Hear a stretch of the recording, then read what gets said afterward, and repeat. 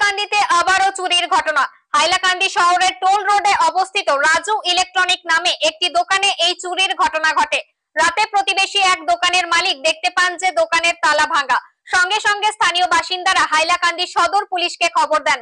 Police এসে দেখেন যে দোকানের অনেক ইলেকট্রনিক সামগ্রী এবং বেশ কিছু জলের মোটর চুরি হয়ে গেছে। দোকানের মালিক জানিয়েছেন যে এই চুরিতে প্রায় 3 লাখ টাকার সামগ্রী চুরি হয়েছে। ব্যুরো রিপোর্ট, নিউজ অবিকল। সকালবেলা আমার লাগা দোকানের আমার মালিককে দাদা ফোন করছেন যে আমি আইতাম দোকানে তালা খাটা। দোকানটা কোন জায়গা? দোকান টোল রোডের সামনেই। দোকানের নাম কি? দোকানে রাজু ইলেকট্রনিক্স। আমার হাজব্যান্ডের নাম। আমার হাজব্যান্ড অসুস্থ, আজকে 4 মাস থাকিয়া বিছনাথ ব্রেন স্ট্রোক হয়েছে। আর কালকে রাতে দোকানের বহুত জিনিস আসছিল, জলের মোটর, গ্রাইন্ডার, ফ্যান, মানুষের জিনিস সব। এগুলা কি সব মানুষের জিনিস আছিল? হয়, মানুষের জিনিস সব নিয়ে গেছে। কি প্রায় 3 লাখ টাকার মতো জিনিস, মানুষের জিনিস, জলে বড় বড় জলের পাম্প সবগুলো লইয়া গেছে। সামনে পুরা খালি হয়ে গেছে দোকান। আপনারা কি চান? ধরতে চাই পুলিশের কাছে। আমার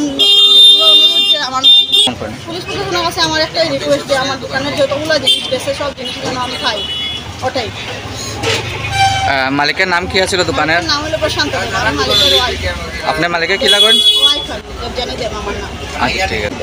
এফআইআর করা হইব হাইলাকান্দি সদর থানাতে। হাইলাকান্দি সদর থানাতে এফআইআর করা হইব। আমার জিনিসগুলো যেন সব পাই। আমার দোকানের থেকে 100 মিটার দূরে হইলো পুলিশের পেট্রোলিং ডিউটি থাকে। এই পেট্রোলিং ডিউটিটা ডেইলি থাকে নাকি এখানে?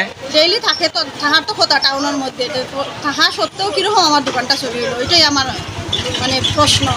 যেখানে এরকম মেইন রোড লাগোয়া দোকান আমার, সেখানে আমার এই দোকানটা পুলিশ প্রশাসন হয়, তারপরে করে পেট্রোলিং যে থাকে হোমগার্ড পুলিশ।